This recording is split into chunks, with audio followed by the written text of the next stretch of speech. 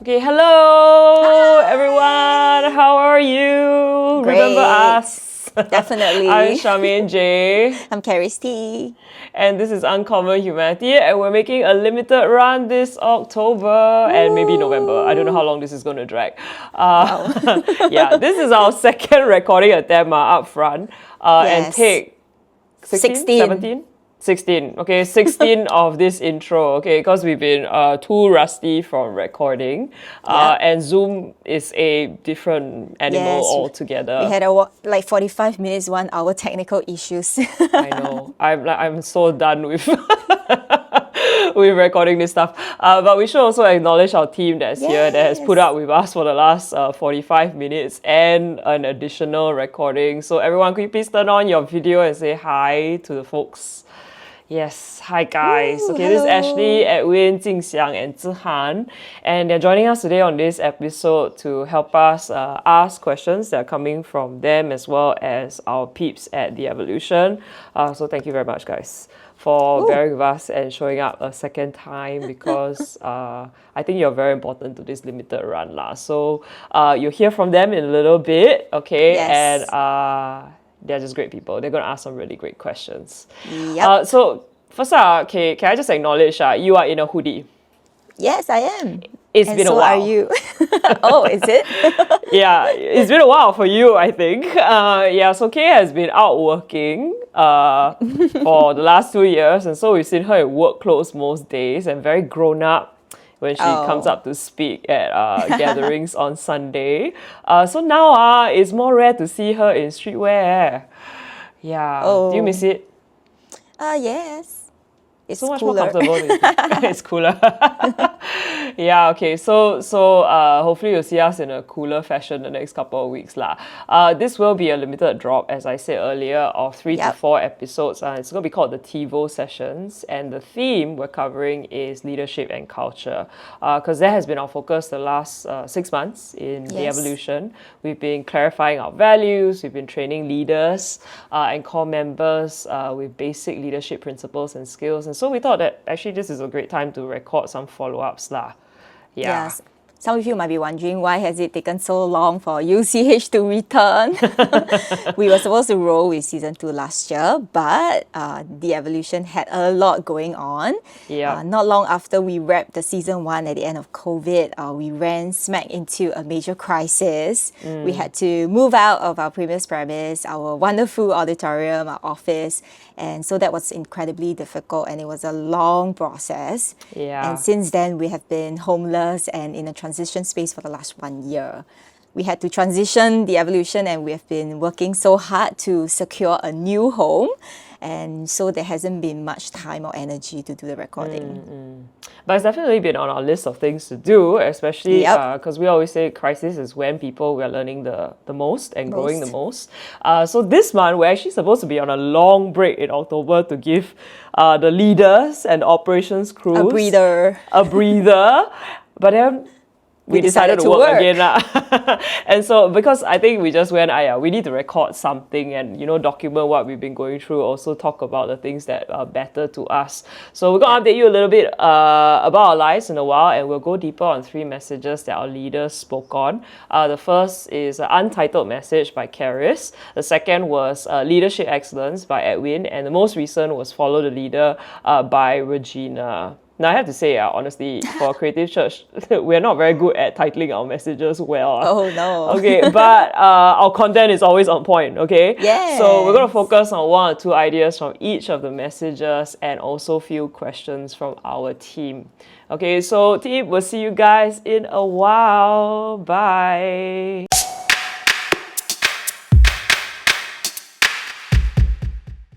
So, Kay, in your Untitled message, you spoke about strengths, service, and synergy. That a leader invests in their strengths, serves others by growing people and giving hope, and synergizes, which is a big word in EVO's leadership philosophy that we would really want to talk about a little bit in a while, okay?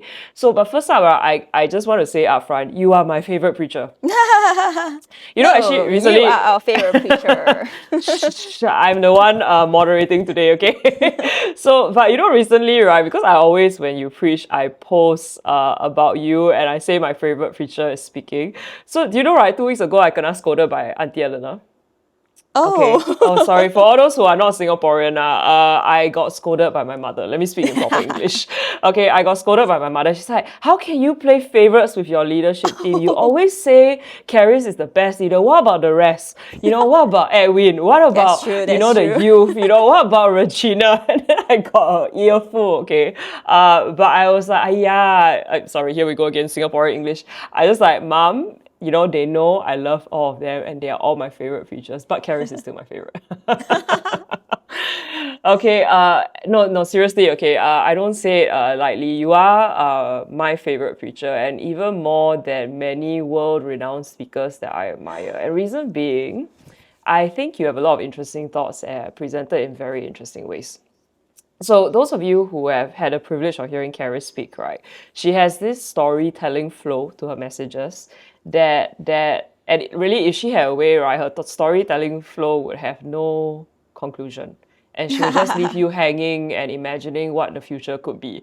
But I have cramped her style over the years to try, please conclude your message, make it actionable. But even then, with the leadership and culture series that you spoke on in church and you took the first message, you didn't disappoint because that's very structured. You know, when we're training leaders, it's a very structured teaching process. But you always manage to put in unique and interesting ideas and a lot of fabulous quotes. So I have a question for you today, right? Before we get into the weeds, how do you do that? Like, how do you accumulate such a wealth of stories and thoughts and can remember and pull it up for a message? I have a little Telegram notebook where I keep all my interesting stories and ideas I came across. So like from books I read, articles, emails, subscribes, socials, and then I would write that down. And sometimes I have even like things random ideas. random things. Tell them, give them an thoughts, example of a random thing.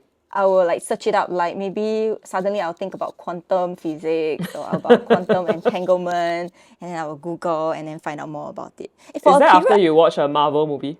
Yeah, I can't remember, but for a period, honestly, I really love watching infographics. It has like interesting ideas and interesting facts. Okay. So anyway, I really do love being the audience, right, when you speak. But this time around, I have to say, to bring it back to the leadership and culture message, right, what really stood out for me, and this might surprise people because it was your first point, and it may come across as a very obvious point, right? But your first point was about how leaders need to invest in their strengths. And again, it's a very 101 statement, I think, that anybody can say. But this time around, when you spoke, right, I think for me, this one really jumped out at me.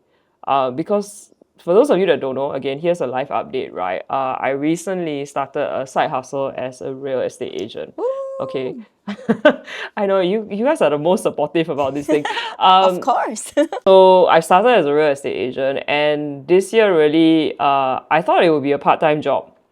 But it's become a full-on hustle alongside my other full-on baby, which is the evolution. And so it's been a very intense couple of months.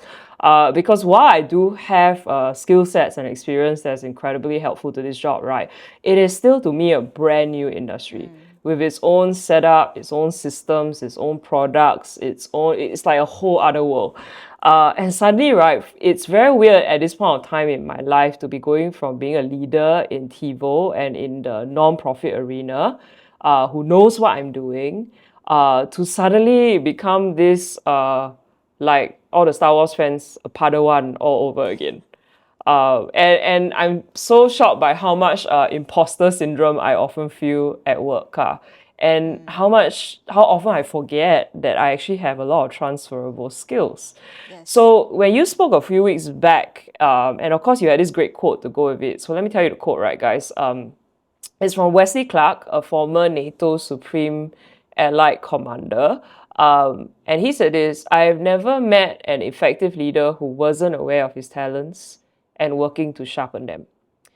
And for some reason, this quote really got to me. Maybe it was the particular week that I was having, and it was as though it was God also personally speaking to me like, hey, you can't be effective at this new arena if you forget that you have strengths. You can't be successful at what you're doing if you don't deliberately sharpen the strengths you have and use it for work. So I want to ask you this question, right? Because you started this going back to work thing earlier than I did. You started 2 years ago. Was this what you went through? Yes, 3 years ago already. Okay. What, 3? Yes, it is something I feel. So like new environments, brand new people. I feel like starting over again to have to learn new processes and new skills. And how long was it then when you started to realize, how long into the process that, hey, I still have stuff and skills that I can offer this new job? How did that awareness of your leadership capabilities, because you are a great leader, right, come back to you in the midst of that transition? Honestly, recent year or so. Are you kidding me? So I have to wait 2 years.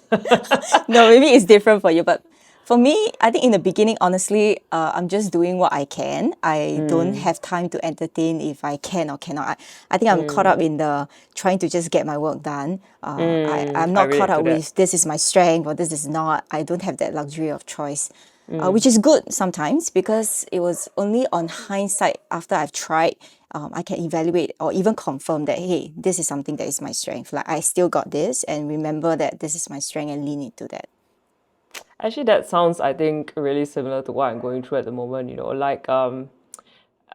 It's been very exciting to take on this new challenge, but in the process of just, I need to get things done, I'm not consciously remembering. Even though I started off the job, right, I had a plan because, Right. I'm a planner, I'm a real planner. Yes.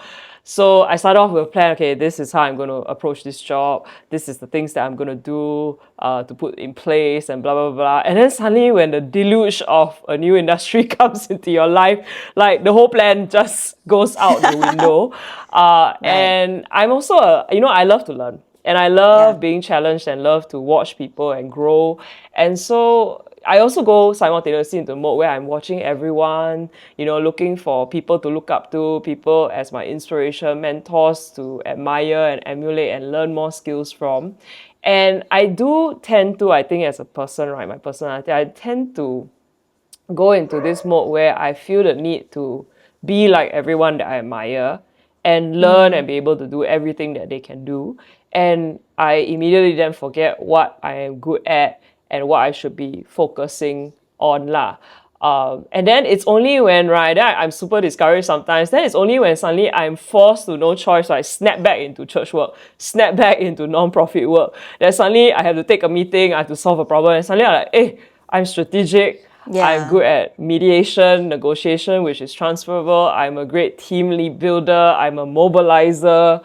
And actually, even then, that is coming out at work right now, that I'm the team builder and the mobilizer. But the rest of the time, right, I find I need my friends to remind me, hey, you have 20 years of leadership and strategizing ability. What is this thing that you can't do this? So I think my question is, right, how did you get through that process? I think for me, I am a doer. So as long as I am doing something, I generally lean into my strength. And also as a choleric, as a driven person, I think when I see results and outcomes, then they remind me that, hey, I'm going somewhere, I'm accomplishing something. But that's the part I admire most about cholerics. Now, upfront, I am a secondary choleric. But my first is melancholic, so I tend to still have that overthink before I go and chiong and do. And so I always have admired and wished, right, sometimes and on many days that I was a choleric, because you guys have this laser focus where you just do, you just stick to your strengths. And I find for you, why I admire you in particular is you are a choleric that has developed the skill of being flexible.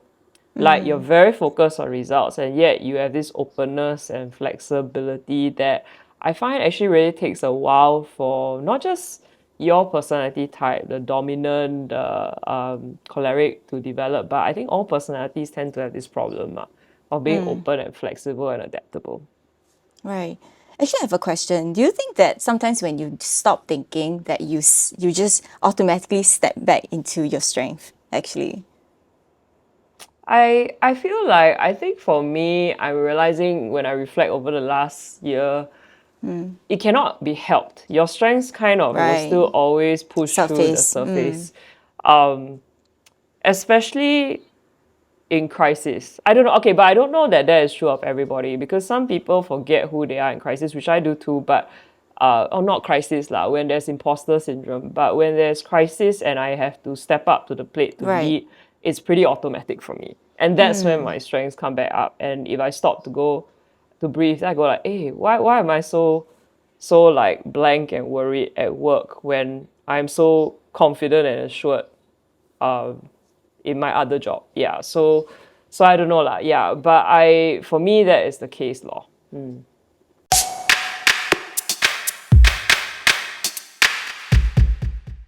Okay. All right. Now let me get to a couple of questions first. Along this line Ooh. of strengths, right? Because I have to say this is two of us having a conversation, two females.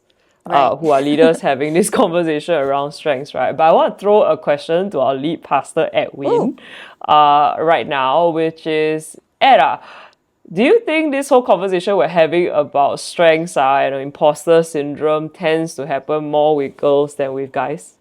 Um, Hi. I Hi. think I think so. I think guys, at least from my experience, I don't. I mean, we still feel okay. I don't represent all the guys out there, but for me, I still feel like there are some parts of imposter syndrome. But as compared to experiences I heard from like whether is it the female leaders or other friends that I have, right? I don't think it's as much. Yeah. Interesting. So, do you feel that you guys kind of like you're always a little bit more sure about what your strengths are than not? Yes, I think or at least we think we know. So that's my next question, right? Is that a help or a hindrance to you at Uh, work or even in church? Like, is that a help or a I hindrance? think there's a helpful part to it, which is I think generally, at least at the very surface level, people think like I'm confident. But there's also a bad part to it, which is sometimes you can, like it's trying to smoke through too easily. That means Yeah, like And even eventually, like we don't know the you thing, but we cannot just feel confident it doesn't deliver. can already. That kind. Yeah. understand. Okay, but I will say this. Let me jump to the defense of boys a little bit. Okay, so that you can break the perception that our church is some Jezebel team of women. I will say that actually I have met some really great humble guys at work. Now I will say they are few and far in between lah. Oh no. Okay, but and I will say this about most of our guys in church too. That the way I see the strength of it, which is something I feel girls need to learn how to do, which is Yes. just even when we self-doubt to just step forward and say we know how and try to make it work, Yep. because I think that could be helpful in all our careers to balance us out when it comes to self-doubt. But I will say this, I do notice this even with great guys, right? That because upbringing and society has forced them to be a species that even under pressure and fear or self-doubt and imposter syndrome, they will step forward instead of step Right. back. I think in the worst case scenarios, you see very egotistical guys who smoke and talk rubbish their way through stuff and they get given opportunities even though They don't nine deserve. other people or nine other women or introverts are more capable than this particular outspoken man. But on the other hand, I also see some really great guys, right, who feel forced to step forward and they're not allowed to ask for help. They're not allowed to ask mentors, could this be done better? What can I improve? Am I misreading my strengths and abilities? Because they feel the need to, I just have to know what I'm doing and stick to it. And I feel Right. sometimes that can limit even, I think sometimes that can be the path to a little bit of mediocrity because they don't feel that they have a chance to grow and to learn and to evolve as much as I think women do.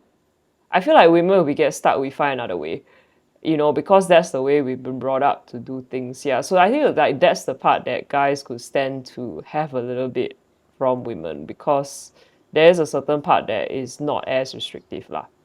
Yeah. So CJ, have you found that picking the right team and mentor has helped you? Definitely. I think even as the leader of our team, right, I am very grateful for our team. And I am very thankful for our team because even with this whole real estate transition, right, I don't think I could have gotten through it without people like Winnie, people like Cindy, people like Jasmine, people like Christine, who, when I'm in a lot of self-doubt and a lot of fear, they keep telling me I can do it, and they keep feeling that they keep reminding me of what I'm good at. Yeah. So, and even at work, I feel I picked the right team. I picked the Right. team that is very supportive. I picked a team with a great leader that doesn't sort of like look down on my lack of knowledge. In fact, I got very good advice from her right at the beginning of doing this, which was she said, you know what, stop fearing asking questions. And she said, you know, you just be a fool for 5 minutes so that you won't be a fool for 5 years. You know, and that really advice. helped me, I think. I mean, you know it. It's like leadership 101 again. Yes. But you need to be reminded of it in practice. That's true. Lor. Yeah, I agree. I feel like having great mentors and friends, they kind of really point you to the right path and focus, especially like when we need it the most. Yeah, definitely.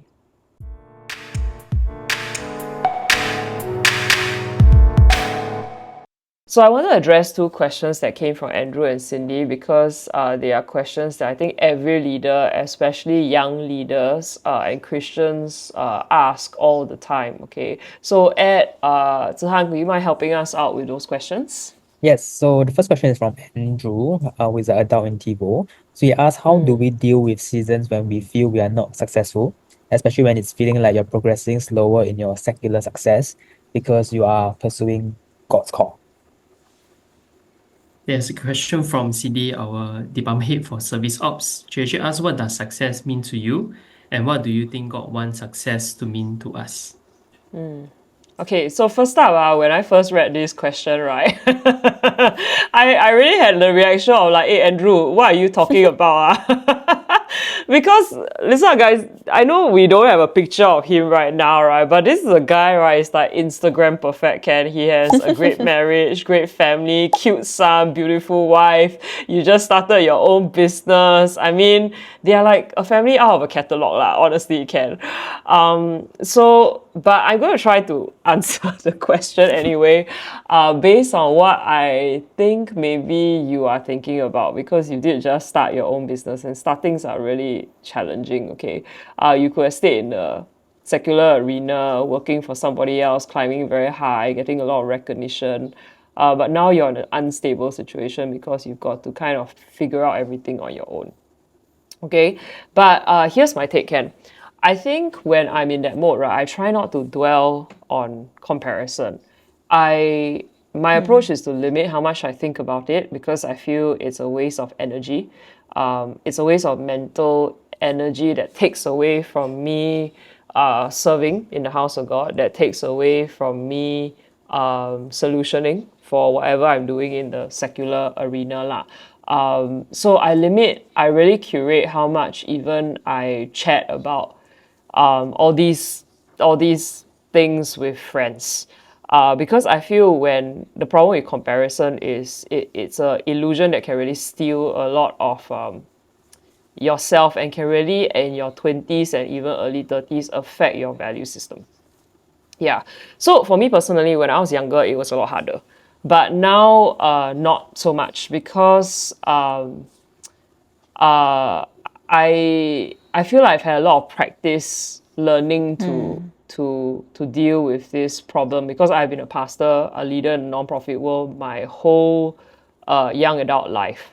So now when I'm going out to work, definitely I feel it more. But I try to be less like bothered by it. I try to be sufficiently and occasionally aware so that I know how people are perceiving me and they don't take away my opportunities because they think I'm not up to task.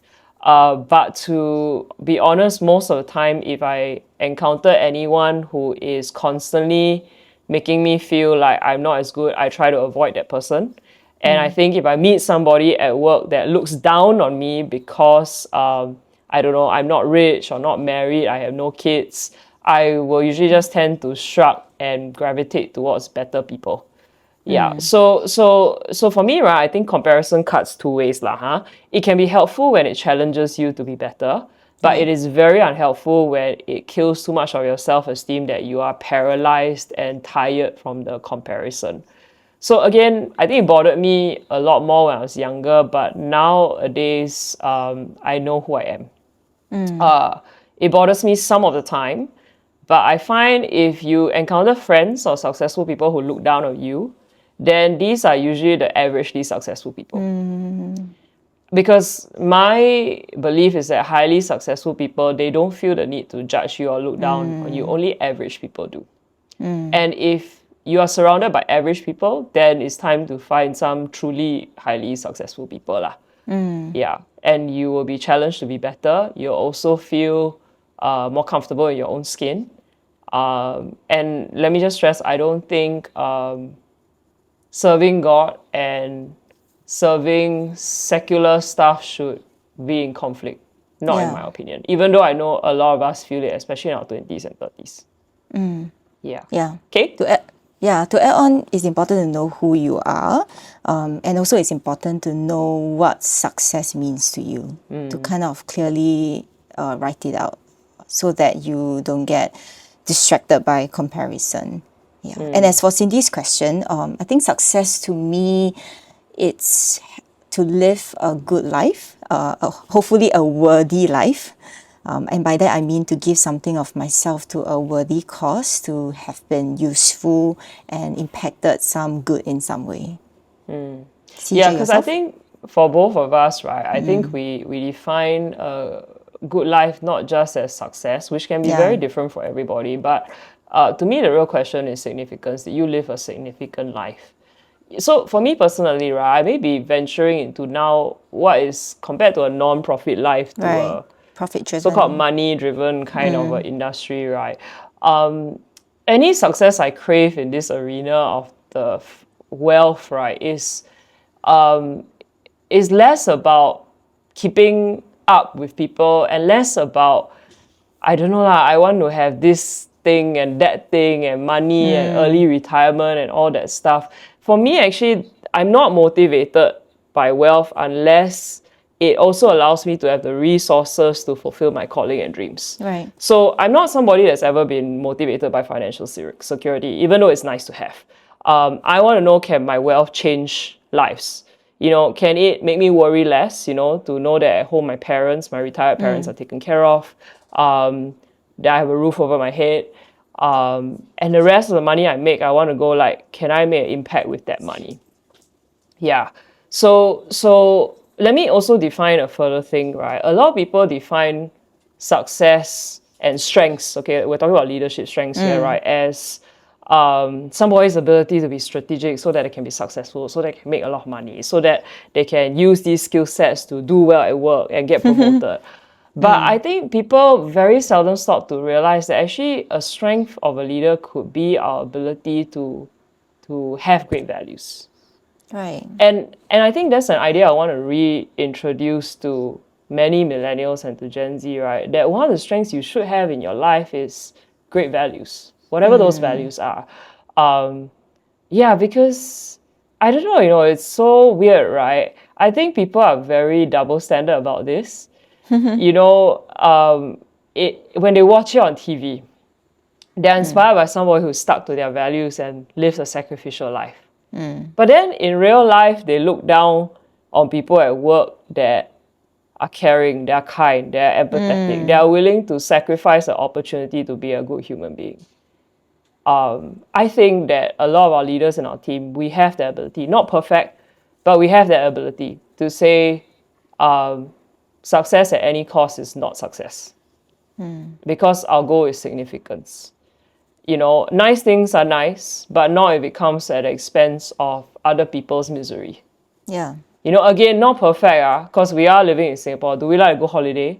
You know, do we like to eat nice things? Do we like to dress in nice clothes? Of course. And every day we have to make that decision of like, but if I see somebody in need, am I willing to give up that pair of sneakers? Am I willing to give up that holiday in order to be generous to them so that their life can be a little bit better? Now, again, that's a very simplistic equation, but I think you get the idea of what I'm saying. That values should be seen as a strength, not just skill sets. This is Uncommon Humanity by The Evolution.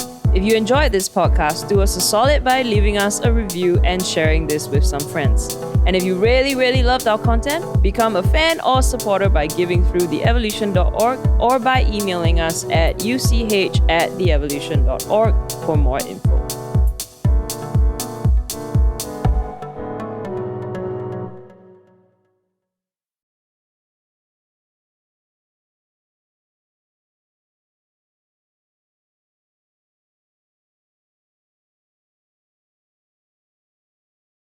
For the first half of this episode, we're dropping the rest in the second episode because it's pretty long, this one. Yes, it is. Yeah. Hey, so how did we go? Did it go okay after all the technical difficulties? And Our director? It was yes, What do you our think? voice in the sky. Oh, really? yeah, Okay. I thought I learned a can't lot. tell. Yeah. It's Okay. clarifying. I feel for like we me. missed things though, certain things from the previous recording. Is it? I thought it Yes. was smoother because our thoughts are clearer. Okay. So we've unrustied ourselves a little bit. Yeah. Hopefully. We'll Warming see what up. happens with the new people next episode. Edwin, how did it go? How was it for you, Mr. Lead Pastor? Hi, Pastor. I think no, I thought it was good because I feel like I think on certain level it helps to answer questions at a very what do you call, in a very contextual level and Yeah. very practical level. Because I do feel sometimes when we do teachings or at a in a church setting when Principle. towards a lot of people it's very principle level. But once Yeah. there are sessions that are like, how do we actually do this? How does it apply to my team, myself? Then when we hear that, we go like, actually that is what it actually means versus just on the principle level. So I thought that was very, very helpful. Yeah. Leadership is very contextual. Yeah. It has its principles, but in application, it's very, very contextual. So I think the next few episodes are going to be great for those who are interested. I do apologize that this is on Zoom because Zoom is not the best format, I feel. But hopefully we can make the sound a bit better and you guys will still be able to follow lah. Okay, but I thought we would chit chat a little bit, right, and go further with Andrew and Cindy's question about significance, right, and talk about it in terms of being a church and what are the markers of success as a church, because I'm sure the two of you feel the same as me. Edwin being the co-lead pastor and working through the frustrations of growing church during this period, and Kay having been the one that helmed that for 10 years before Edwin stepped in, right? That it is a very strange time in TiVo's life because it's actually the first time I feel this unsuccessful as a church. To be upfront, because when we were in Kallang days, a very young upstart church, right? People would say to us, "You are the most amazing, exciting, upcoming young thing. You're the best church under 50." And I would actually really agree with them on that point without being arrogant about it. It was true, in Singapore, best church under 50. And then when we were in Pemimpin days, people say of us, "You are the best church under 200. And you're the upcoming, you're the next thing." And I also would agree with that. At the moment, of course, I'll be like, no lah. But as I went around the church, hey, we're doing pretty great, I'm very happy with where our spirit is, where our culture is, where our heart is. And then when we were in City Hub, the last couple of years, very hard. But when we started to get going, oh my God, we were something, and all our friends around us were telling, these guys might just really change something in Christianity, in the perspective of Christianity, because we had that whole momentum of Into the Grey, we had the whole momentum of Uncommon Humanity, and where we were going. Like, not perfect, but it was very exciting and very creative. But then now, suddenly, we are homeless. We are fearful about our reserves. We are not growing, in fact, shrinking a little bit. And it really forces you to take stock of how you feel about what success is as a church. Like, what do you guys think? I think for me, I do feel that we may not be numbers wise, or even say our financial, at a certain level in comparison with other churches. I mean, if that is what success is defined lah, in terms of numbers, in terms of finances. But I do feel that we have, or we are able to decouple what success looks like for us. What I mean by that is that our identity, our value of a church, and who we are is not tied to, say, a particular number that we need to get the church to, or a particular financial statement that we got to have. So we have that assurance, we have that kind of deeper, I would say, confidence and knowing as a church that success is not just on numbers, it's not just on outcome, it's not just on, Yeah, because I mean, honestly, we are so far at the moment from what we initially started church for, right? I mean, the goals 10 years ago were, our goal and our dream was, we want to be a mega church in the most extreme form. Of course, that tapered down a little bit. We want to be a big church. Okay, maybe not mega church. But the standard was also at some point like rich church, right? Because we came from a sort of somewhat prosperity gospel start. And I mean, my vision of myself at that point of time was always that one day I'll be a rich pastor with a big church and fame and fortune, right? And people respect me for my success. Actually, I also do find it quite funny because I won't say that at our heart of hearts we were that, but we started to make it our goal to be that. And it's been sort of a long journey coming back around to understanding what truly matters. I'm sure everybody will say the same thing. Every Christian, I don't think you'll meet any good moderate Christian out there that will say that they fully must be 100% prosperity gospel and rich and crazy, I don't know lah, flying jet planes the way American pastors do, some of them, or that we have to be a mega church of 50,000 people before we are successful. I don't think any Singaporean pastor is going to say that up front anymore. But it's sort of this dichotomy, right? We have this, how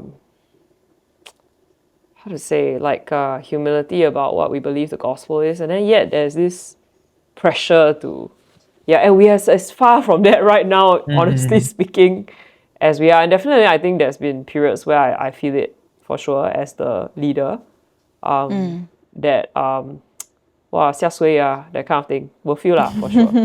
But I do agree with you that we sort of decoupled quite a bit. Yeah. Because it doesn't mean that we are not ambitious anymore. It doesn't mean we don't have dreams and we don't have goal and we are just like satisfied with where we are at. That's definitely not the case. Yeah. I feel that it's because our identity is rooted somewhat in that place. We are now pursuing that goal with confidence, with boldness, but without, it's not tied to having to impress any churches or impress anybody. Yeah. So we are still striving or wanting to be ambitious, but not for, I would say not for reasons that maybe previously we thought we had. I should probably tell everybody what our values are, right? Those who are listening in and like wondering what we're going on and round about. I think last year, we actually defined 3 new values for our community, about how we run community. And they are, TiVo is a progressive, inclusive, and egalitarian community. Now, I don't know that we'll always have to stand up and say that, but we felt the need to define it for our team, and we felt the need to also start to put it on our socials that we are progressive, inclusive, and egalitarian community. However, people, I'm sure people have their own hang-ups about what that is defined as, but we have our own definition. And we're not a very provocative definition, I don't think. We're also still very clear. We've reiterated our goals are still youth, creativity, and justice. And like Karis said, that has not tempered our ambition, If anything, I think now we are very ambitious about those values. Yeah. We want to grow. We want a community that is impactful, and also a community that is one day influential. And that means we do need some numbers, not necessarily mega church numbers, but we do need enough numbers. We do need enough wealth to do that. We do need enough influence and recognition and fame to do what we want to do, to spread a message of progressiveness, inclusiveness, and egalitarianness. Yep. Yeah, so I do think like now I don't really care for any affirmation about whether we're doing a good job or not as much. And maybe I only care about it from mentors that matter and from our team. I want our members to be proud of the church that we're building, but other than that, I don't really care what you think about our church very much. Or I try not to lah. Maybe I haven't been exposing myself to it. Yeah. I don't know, Ed, what do you think? Yeah, because I'm hearing from all the recordings from today, right? Because I feel when we talk about some parts about significance, I do feel like we have the way we view success is a bit different right now. Like I do feel we are still successful in a way, but or rather in a more significant way. Because I feel like we have moved on. Like I think our values evolve. We as a community has evolved. That we lose more of who we weren't, or a vision that wasn't us. And now we are gaining more of who we are, or rather success is measured differently. And But very tough. Yeah, it's very tough, but I feel like it's good space because I feel like now that every small win is a win. It's no longer being measured by, we must be a church of, I don't know, a few thousand people. But now, some wins used to be a loss. yeah, like we used to measure wins like, must be like 10, 20, hundreds in that multitude. I think it's good. But that is like 100 of people that don't align with but the now same values. If we have one person who aligns the value, that is a big win. In that case. I feel a like great way of looking at it. Oh my god, that's going to make me rethink the idea that certain wins are actually losses. You can win a lot of people, but if they're not more like Jesus, if they don't care about the world more, all they care about is their personal success, then that's a loss to a church more than a win. Even though the numbers look big. Yeah. But again, I want to stress because to anybody that's listening, I don't believe in deluding yourself. Yeah. That when you're unsuccessful, you just delude yourself into thinking, but I'm a martyr for Jesus. I have some ethical, moral high ground that nobody else can understand. You know what I mean? I don't believe in that kind of extreme self-justifying, deluding yourself that you're successful when actually you're not. But I can tell you honestly, we've done so much questioning the last few years of, are we unsuccessful? Are we successful? I mean, even for me recently, having to go back to work, right, to earn money, because obviously our church cannot afford to pay the lead pastors the way most churches will be able to. And I'm sure some smaller churches can relate to this problem. We have to be bivocational, And then I go out into this world where everybody's rich and the people that I'm under are making loads of money. Then I feel it like, I remember, Edwin McManus was sharing this podcast where he talked to his son about, was it at the conference or was it on a podcast? He said there was one point in his life where he was doing such a great job as a pastor, but his family was so poor. And something just clicked in his brain. He asked himself, am I structured for failure? Yeah. And when he said that, can I tell you, because it came this year while I'm in this tension of I sacrificed so much for church. I've given so much money to church. I've given so much to young people who many of whom have been loyal, but many of whom haven't been loyal or grateful. Am I structured for failure? Am I just really bad at the business of doing business? So I did go through that period asking myself this. So I want to say that because I don't want some maybe leaders or pastors listening to go like, oh, I have an excuse for my failure. Yeah. You know, I make no excuses for my failure and my shortcomings. I make no excuses for the mistakes that I've made. I make no excuses for the parts where I failed as a leader to be more skilled or more wise or more knowledgeable. And I'm very real with myself about that. But I do think at this point of time, after having bashed ourselves up a lot, right? I don't think our church is unsuccessful. I just think we're starting over. Yeah, and I know we said that 2-3 years ago when we started Uncommon Humanity that we were starting over. But I also think we weren't so sure back then yet of who we were. We were still working it out, what it would look like, our values. But this time I feel a kind of a stronger sureness about who we are and how we want to build and reconstruct moving forward. That's the word we've been using right recently, reconstruct. Because I think we were in deconstruction mode for many years. And then the last 2 years we've been in trying to reconstruct but getting sidelined by crisis. But even in that, I realized God is still reconstructing something.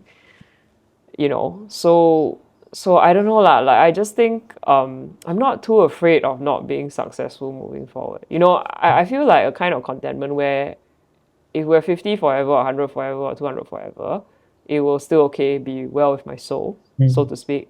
But I also don't think it's possible for us to say 50, 100, or 200. I just don't think it is. Plus, I think sometimes stay small for too long, people kill each other. That's Yeah. true. Yeah, people need to grow, and our church needs to grow. Our church cannot help ourselves. We don't like being stuck. Yeah, so I think we will grow somehow, whether that's in influence or numbers or money. Yes. But hopefully our values are so set that we will do good with the money. Our aim won't be to be rich and flaunt it. Our aim will be to be generous. Yeah. You know, our aim won't be to grow big for the sake of flaunting rights. It'll be to have more better human beings out there changing the world, actually changing the world, not just going, Jesus wants me to be rich and bless me and help me. Yeah, I think lah. Yeah.